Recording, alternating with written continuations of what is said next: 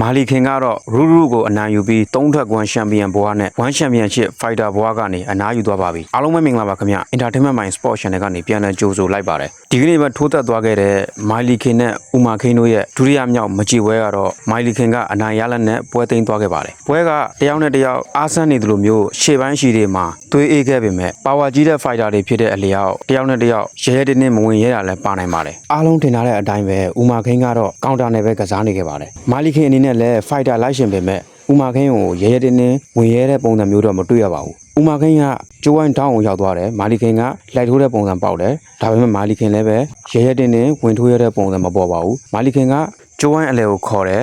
ဦးမာခိန်ကတော့အေးဆေးဆေးပဲကောင်တာတစ်ပေါက်နဲ့ဆော့သွားပါတယ်ပထမရှိနဲ့ဒုတိယရှိမှာဦးမာခိန်ကတာသလိုရှိခဲ့ပေမဲ့၄ချီမြောက်မှာတော့မာလီခင်ကအလဲထိုးနဲ့အနိုင်ရရှိခဲ့ပါတယ်မာလီခင်ရဲ့ညာဘက်ဝိုက်လက်သီးကဦးမာခိန်ရဲ့ပတ်တောင်ထိပြီးဦးမာခိန်လဲကျတဲ့အချိန်မှာမာလီခင်ကလက်သီးတွေဒလဲဆက်လိုက်ကျွေးခဲ့တာပါဦးမာခိန်လဲကျသွားပြီးတဲ့အချိန်မှာမာလီခင်ကဒူးနဲ့တိုက်လိုက်လို့ဦးမာခိန်နောက်မှာပါလာတဲ့ဖိုက်တာတွေနဲ့အရှင်းများခဲ့ပါတယ်မာလီခင်အနေနဲ့လည်းဦးမာခိန်ကိုထိချက်ကောင်ရရှိခဲ့လို့နိုင်နာလို့ယူဆပါတယ်ဘာလို့လဲဆိုတော့ပွဲပြီးအင်တာဗျူးတဲ့ထိတောင်မှမာလီခင်ရဲ့နှစ်ဖူးမှာသွေးတွေစီးကြနေရပါမာလီခင်လည်းနှစ်ဖူးကွဲသွားပါတယ်ဗျ1ချန်ပီယံရှစ်ဥက္ကဋ္ဌချက်ရီကတော့မာလီခင်ကိုဒေါ်လာ3သိန်းဘောနဲ့ပေးလိုက်ပါတယ်ဗျဘာပဲပြောပြော3တက်ကွန်ချန်ပီယံကြီးမာလီခင်အနားယူသွားတာတော့နှမျောတယ်ဗျ